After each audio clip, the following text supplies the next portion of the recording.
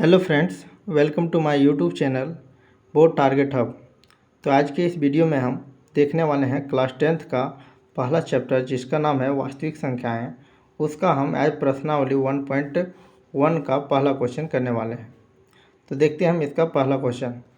तो इसमें पूछ रहा है कि निम्नलिखित संख्याओं को अभाज्य गुणनखंडों के गुणनफल के रूप में व्यक्त कीजिए। यानी कि ये जो संख्या दिया गया है इसको हमको अभाज्य गुणनखंड के गुणनफल के रूप में हमको व्यक्त करना है।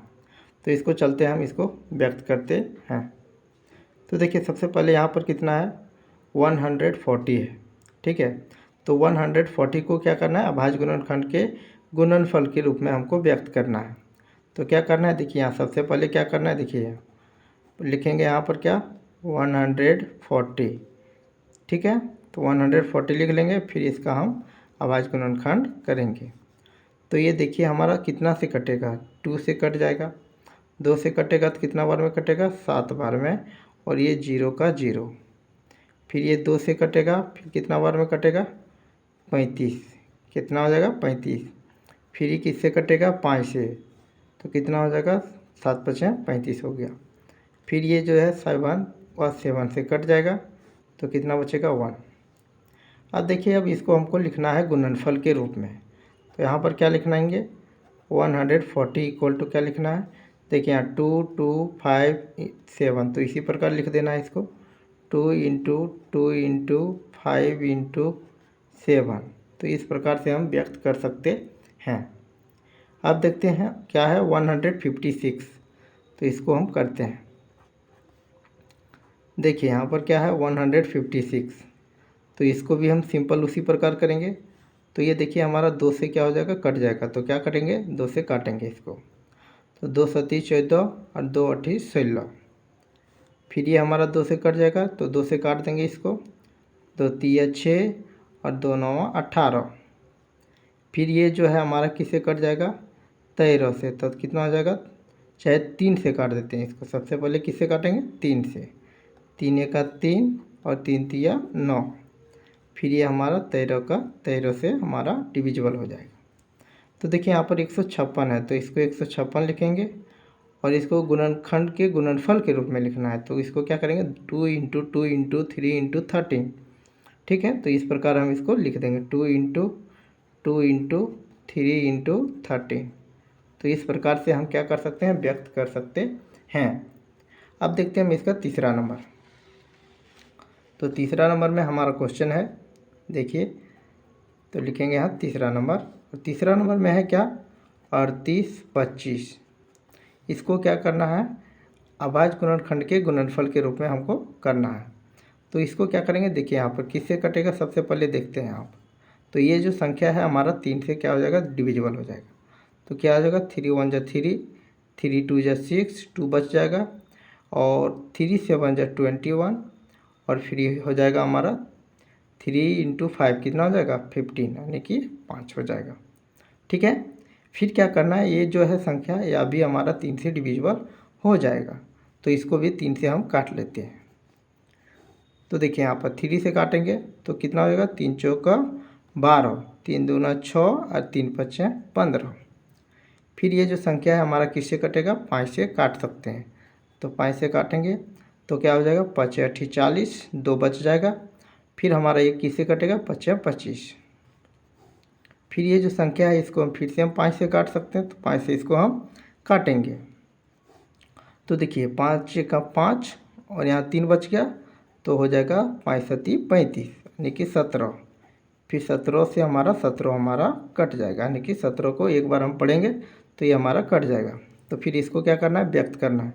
तो सिंपल सा उसी प्रकार हम इसको क्या करेंगे व्यक्त करेंगे।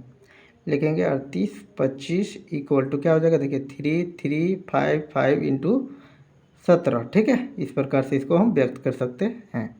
देखिए 3 3 5 5 इंटू 17, तो इस प्रकार से हम इसको व्यक्त कर सकते हैं।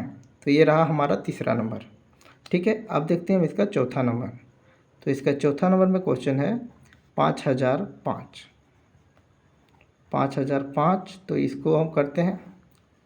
देखिए ये संख्या जो हमारा किससे कट जाएगा 5 से, 5 से कटेगा तो 5 का 5, फिर 0 का 0, 0 0 और 5 का 5। फिर हमारा कितना हो गया 1001। ये जो संख्या हमारा 7 से डिविजिबल हो जाएगा, इसीलिए यहाँ पर काटेंगे इसको। तो कितना हो जाएगा, देखिए यहाँ 7 1 का 7, ठीक है, 3 बच गया, 7 चौका 28, ठीक है, और 7 तिया 21 हो गया।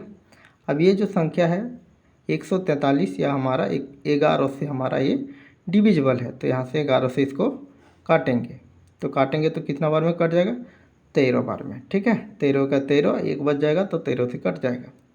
फिर लिखेंगे 13 गुने, यानी कि 13 से काटेंगे, फिर इसको 13 हो जाएगा। अब देखिए यहाँ पर 5005 है, इसको हमको अभाज्य गुणनखंड के गुणनफल के रूप में करना है, तो कर देते हैं इसको हम। तो लिखेंगे 5005 इक्वल टू क्या हो जाएगा, देखिए 5 है तो 5 लिखेंगे, 7 है तो 7 लिखेंगे, 11 है तो 11 लिखेंगे, और 13 है तो हम 13 को लिख देंगे, ठीक है। तो ये हमारा रहा चौथा नंबर। अब इसका हम बनाते हैं 5वां नंबर। देखिए 5वां नंबर, तो 5वां नंबर में क्या है, देखिए 7 4 2 9 है, तो फिर इसको भी उसी प्रकार करेंगे हम। तो ये जो संख्या है हमारा वह कितना से कटेगा, 17 से कटेगा, ठीक है। 17 से काटेंगे इसको, तब हमारा हो जाएगा 437, ठीक है। फिर 437 को हम 19 से काटेंगे तो कितना हो जाएगा, 23 हो जाएगा। 23 बार में ये हमारा कट जाएगा। फिर 23 किससे कटेगा, 23 से ही कटेगा।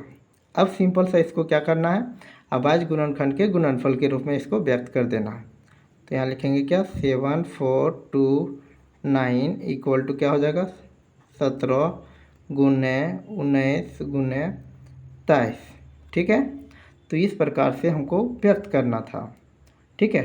तो इस प्रकार से हम किसी भी संख्या को, यानी कि जो संख्या है हमारा दिया गया था, इसको हम अभाज्य गुणनखंड के गुणनफल के रूप में व्यक्त कर लिए। साथ ही अगर इसमें हमको और करना रहेगा तो देखिए पावर के रूप में हम इसको लिख सकते हैं, ठीक है। जैसे में देखिए 2 2 है ना, तो इसको लिख सकते हैं 2 पर पावर 2 इंटू 5 इंटू 7, इस प्रकार से भी हम कर सकते हैं। फिर इसको भी कर सकते हैं, तो क्या हो जाएगा 2 पर पावर 2 इंटू 3 इंटू 13, ठीक है। फिर यहाँ पर भी देख लेते हैं, यहाँ भी कर देते हैं, तो क्या हो जाएगा 3 पर पावर 2, और यहाँ पर 5 पर पावर कितना हो जाएगा 2, और यहाँ पर 17 का 17। यहाँ पर देखिए कोई चीज़ मिल नहीं रहा है, तो इसको हम कुछ नहीं करेंगे, और हमारा 5वां नंबर में भी नहीं मिल रहा है, तो यहाँ पर भी कुछ करेंगे नहीं।